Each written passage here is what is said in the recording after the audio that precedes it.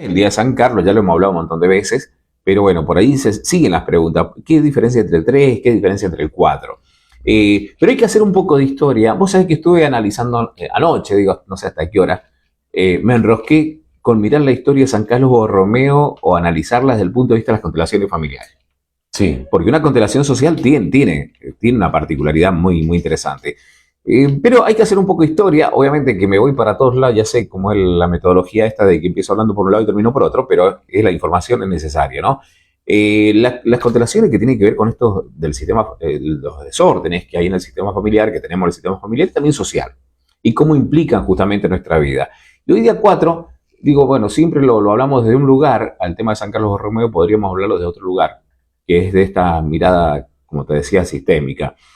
Eh, y para ubicarnos en el tiempo, por allí tenemos que volver a dos momentos históricos de nuestro departamento de San Carlos que tiene que ver con la colonización, la llegada de los españoles aquí a San Carlos, al Valleduco, precisamente, y lo que sucedió, no con los pehuenches, que venían del sur, que es otra historia, es otra parte de la historia que requiere otros análisis. Y generalmente arrancamos ahí. Hay que mirar la historia de los huarpes. Esta era una comunidad huarpe, literal y netamente, con sus características, sus rituales, su forma. Vos acordate que las entidades o las creencias radicaban justamente en la fuerza de la montaña, ¿no? Una parte que simbolizaba el hombre, esta deidad que llega y que estaba solitaria, que estaba muy conectada con el sol y justamente necesitaba esta mujer. Esta mujer y este hombre le dan vida en las creencias de los huarpes a ellos, ¿no? Por eso le daban mucha importancia, por eso el cuidado, se sentían protegidos, bendecidos por el agua, en una época crucial. No me voy a ir de ahí. En una época crucial, donde eran bendecidos justamente por el agua. Y conocían muy bien todo el proceso, lograron llegar a este desierto y a partir de allí empezar a trabajar. No tenían un monocultivo, ¿no? Cultivaban en distintas épocas, distintas formas. También, obviamente, era el tema de la cacería, pero desarrollaron toda una cosmovisión en su cultura muy, muy importante que tenía que ver con esto de los conocimientos de lo místico a través de la energía que se generaba siempre en la montaña. La montaña te miro como un padre y también como esta mujer que se unió a vos y nos dio vida a nosotros los huarpes. Ese era el planteo básico es el planteo profundo que había. Bueno, eso pasaba acá en el Valleduco, vamos precisamente a San Carlos. Cuando llega la colonización, vos imaginate, esta gente muy conectada, como todo, lo hemos hablado varias veces, como la gente que trabaja en la tierra tiene una conexión especial. Está todo el día en la chacra. Claro. O sea, estás con las plantas, estás con la tierra, la energía de la tierra, de las plantas, miras las montañas, si te acercas a la montaña. La gente tiene otro tipo de conexión, como la tenían ellos. Cuando llegan estos sujetos en la colonización, que venían de Chile, y empiezan el tema de las encomiendas. Vos imaginate, llegan tipos con toda la fuerza de las armas, de la colonización, de la conquista, y se los llevan, ¿no?, en encomienda, masacre, muerte. Por eso San Carlos está construido sobre ese silencio, ¿no?, sobre la sangre y sobre la muerte y sobre el dolor. Está construido San Carlos. Entonces se los llevan a Chile, a las minas, a trabajar de las minas de Chile, y otra a Uspallata, válgase la coincidencia o el tiempo de este momento. Se los llevan y queda esta tierra prácticamente con muy pocos huarpes, casi queda desolada la tierra, y justamente para empezar a ampliar este campo de los colonizadores. Por eso llegan después, cuando se enteran los aborígenes del sur, los nativos que eran más guerreros, empiezan a tomar algunas tierras por acá. Pero por eso quería centrarme en los huarpes. Entonces vos imagínate, tenemos, si lo vemos de las constelaciones, tenemos un sistema excluido, silenciado y con dolor, ¿no? Con dolor de la muerte, dolor de, imagínate, pasar de estar trabajando en la tierra, conectado con el sol, y de pasar de esclavo a una mina de azufre, sí, los que sobrevivieron, porque cruzaron a Chile, que los arrastraban como podían, ¿no?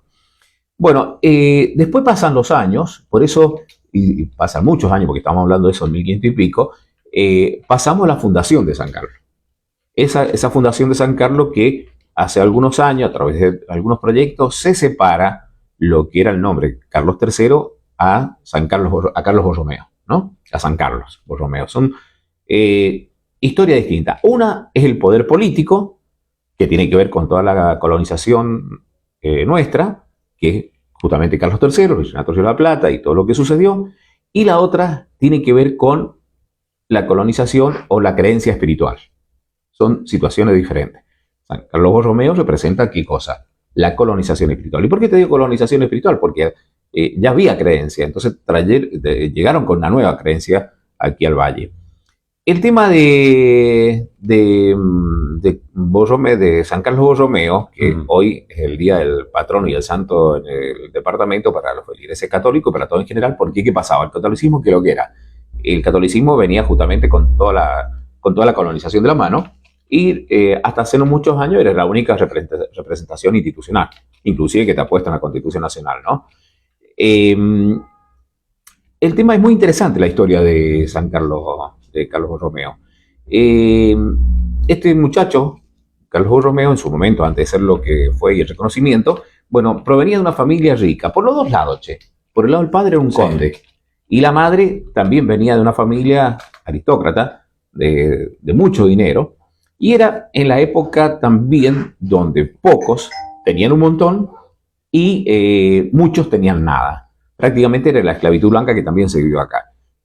Ahí se cría, esa era ahí nació Carlos Borromeo, con la opulencia, con las riquezas y con todo lo que la familia implicaba, la familia esta europea, que venían de los condes y demás, cómo vivían, ¿no? Con todo, no le faltaba nada en cuanto a lo económico.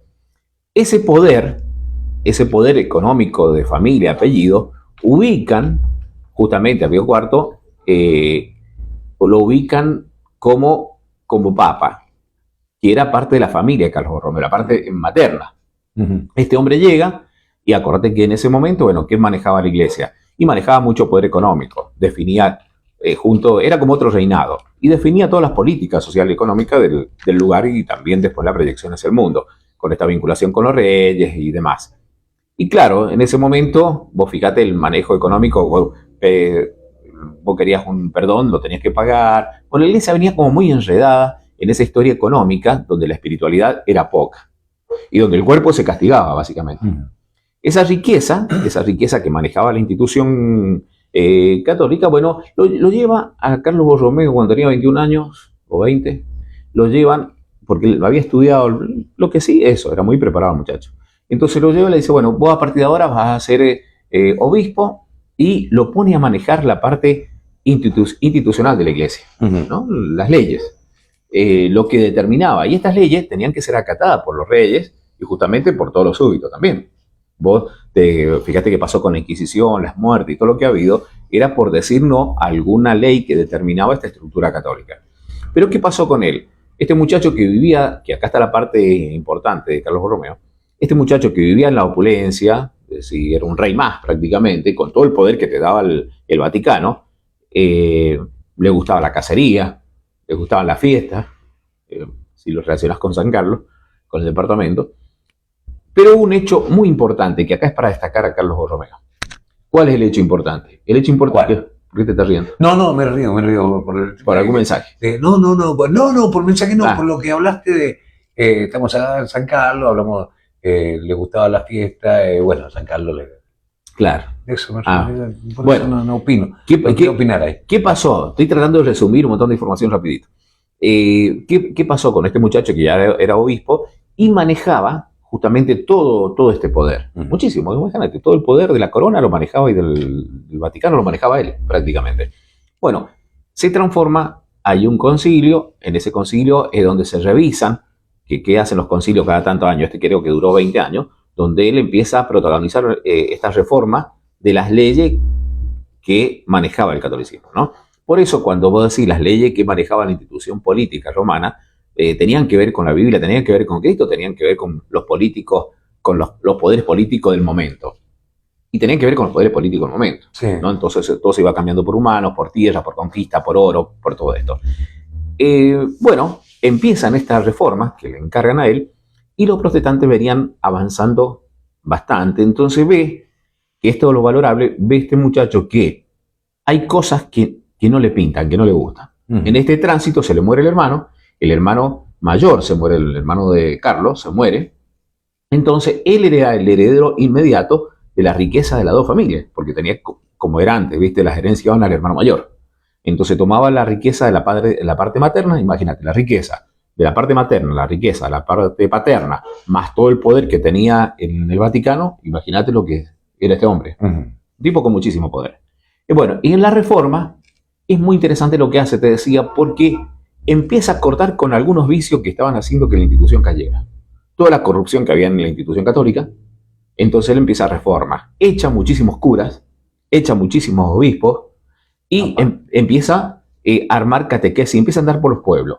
Y bueno, arma colegios, arma grupos, empieza sería como una pastoral social. Hay una gran epidemia, que esto es muy conocido, y él pudiendo irse, que acá está la parte interesante, que más allá de la crítica que uno hace a la historia por allí, es para valorar, él en vez de quedarse justamente con toda la riqueza y vivirla, disfrutarla del padre, la madre y la institución, desde el poder que tenía lo pone al servicio. Empieza a ayudar a los más pobres. Hace toda una campaña muy, muy interesante en esta epidemia con la gente que moría y pone al servicio de la comunidad, de la gente más doliente, toda su riqueza. O sea que renuncia, visto desde las constelaciones, por eso te digo, a todo el mandato, a todo el linaje que tenía, renuncia a ese orden y cambia el rumbo de su historia, distribuyendo lo que le había llegado, lo que tenía, de la parte económica. Por eso esa parte de él es muy, muy interesante.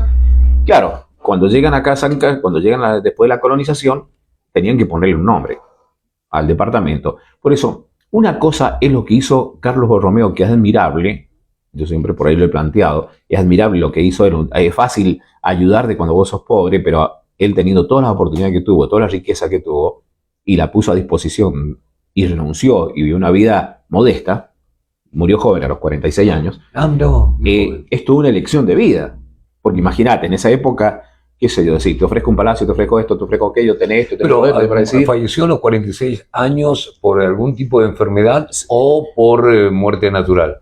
No, se enfermó y antes lo intentaron asesinar también a Carlos. Ajá. Porque había un movimiento, es un movimiento laico, por ahí los que saben más de historia, yo estoy hablando un poco, pero bueno, los que saben un poco más de historia podrán corregirnos, que se llamaba Los Humildes, no me acuerdo cómo era traducido. En ese movimiento él era muy corrupto dentro de la iglesia. Entonces estaba esto de bueno, vos querés que te perdone por los pecados, vení, contámelo, pero te voy a perdonar por tus pecados, pero tenés que pagar con... Claro, sale tanto. Sale tanto. O sea, moneda de oro. Moneda de oro. En ese tiempo se manejaba todo con moneda de oro. Y un perdón. Propiedades y todo eso. Vos dijiste las monedas. Un perdón, uno de los perdones, la cotización, uno de los perdones más grandes que tenía que ver con asesinato y todo, que la iglesia permitieran 15 monedas de oro, ¿no? Bueno, ¿y qué hacen? Este grupo, él interviene en este grupo y lo empieza a desarmar. Porque consideraba que era un grupo corrupto de la iglesia. Y le pegan un tiro, le tiran un tiro. Papá. ¿Dónde? Bueno, ahí aparece el milagro, dicen. ¿Por qué ese tiro? De donde lo cuenta el relato, de donde se lo tiraron, por la espalda, tendría que haberlo matado. Y solamente tenía un rasguño. Entonces, por eso dicen que es el primer milagro y ahí se canoniza. Juan Pablo II era muy fanático de Carlos Borromeo. Bueno, ¿cuál es el tema? Esa es la historia de él en su vida particular. La cuestión, lo que yo que muchas veces no, dice, vos cuestionás a San Carlos, yo lo que cuestiono es lo que hicimos nosotros acá, o lo que hizo la historia acá con San Carlos Borromeo. Uno no niega justamente todas estas virtudes que el hombre tenía, ¿no? Sino que cuando llegan acá, ya, vos imaginate, la colonización ya había arrasado con toda la cultura y la cosmovisión que tenían los pueblos huarpes, volviendo al tema de los pueblos huarpes, e instauran como patrón o defensor algo que alguien o una energía que no tenían que ver con la idiosincrasia del lugar. Entonces, a partir de Carlos de Borromeo, empieza a borrarse. ¿Qué pasa? ¿Qué historia se borra? La historia de los ancestros de este pueblo.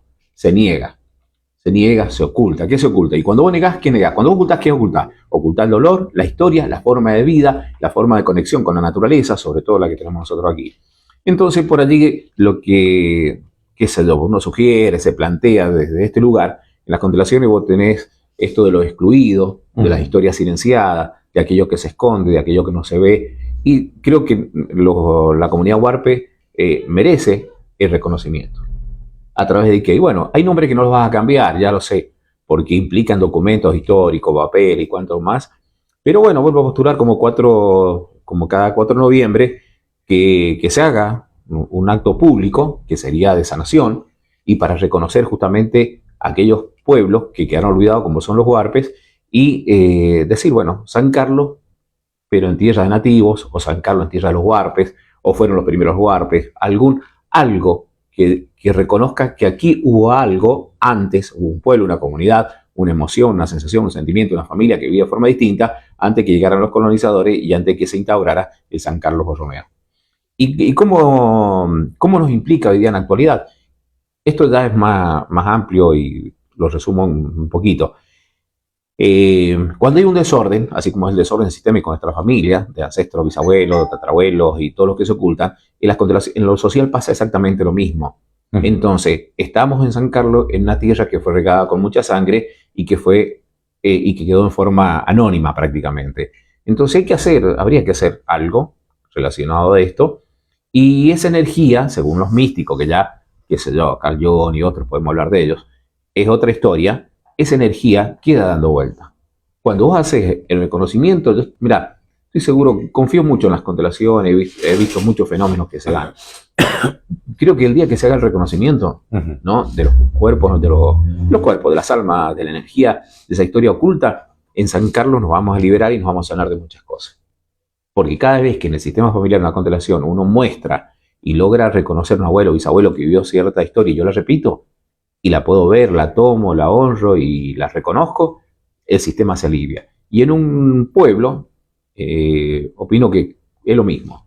Ahora, la gran pregunta mía, ¿no? Sí. Vos me decías a mí, vos no sos de acá del pueblo. Te juro. Soy del pueblo, pero hace años que estoy acá. Te juro. Vos naciste acá, no sé si naciste acá o... Te juro, ¿no? ¿Dónde naciste? Acá. Acá, bueno. Ahora yo te pregunto, de todo lo que estás hablando, hablando de abuelos y toda la historia, vos conocés mucha gente, ¿han reconocido algo de todo lo que vos decís? ¿Cómo? A ver. O sea, las personas que viven acá en el departamento de San Carlos, hace de toda su vida, ¿reconocen algo de lo que vos estás diciendo de San Carlos Borromeo, todo lo que fue, lo que ocurrió acá en el San Carlos? ¿Por qué motivo o razón le pusieron el nombre San Carlos Borromeo y no le pusieron otro nombre?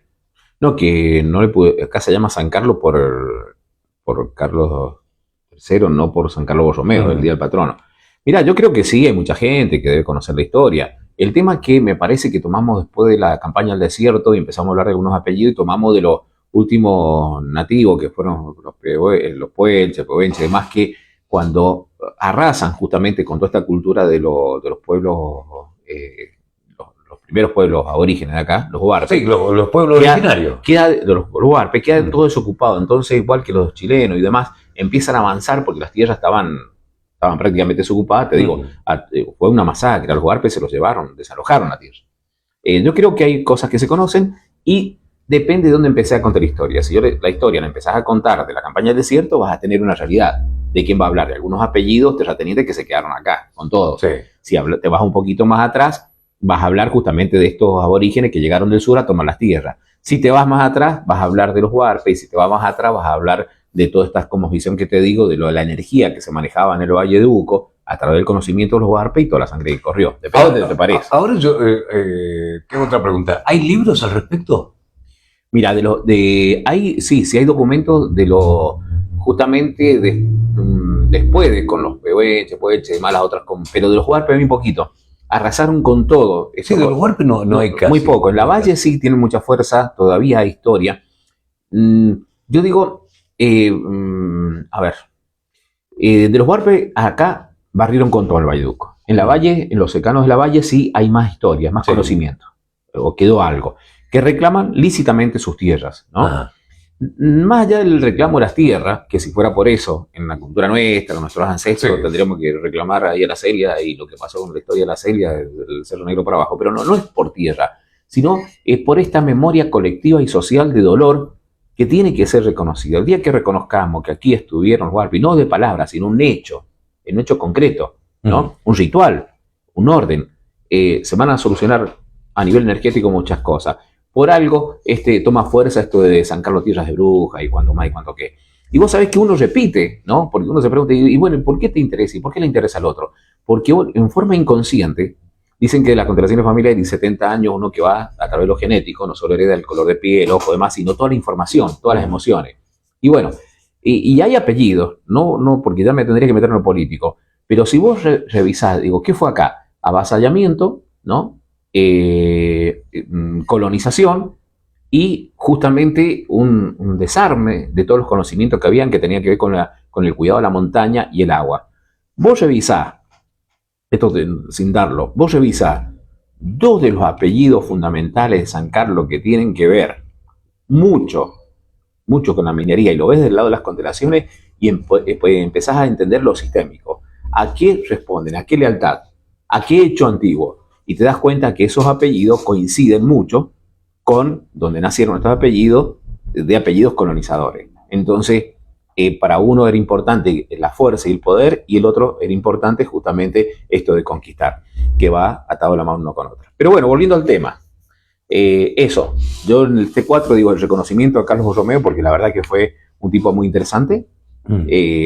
Había que dejar todo lo que él dejó para ponerlo al servicio de los pobres o los enfermos. Él sanó muchas cosas de su historia, si lo ves las constelaciones, porque justamente no respondió a esto de heredarlo de su hermano. No siguió con los patrones de opulencia a costa del dolor del otro que tenían su familia rica y lo puso al servicio de los pobres. El tipo sanó. Es el punto que hacemos nosotros. Él lo hizo. ¿Qué hacemos nosotros como sancarlinos? Justamente, y vuelvo a decir, no con las otras comunidades de origen que son válidas, sino literalmente con las primeras, con los huarpes, que prácticamente, como hiciste una pregunta recién, ¿se conoce algo de ellos? Muy poquito. Acá arrasaron y avasallaron con todo. Sacaron a los jesuitas que estaban acá en Tunuyán y los limpiaron. No hay historia. Entonces, ¿cuál es el ritual que ellos hacían? Te vuelvo a decir, tiene que ver con lo de la tierra.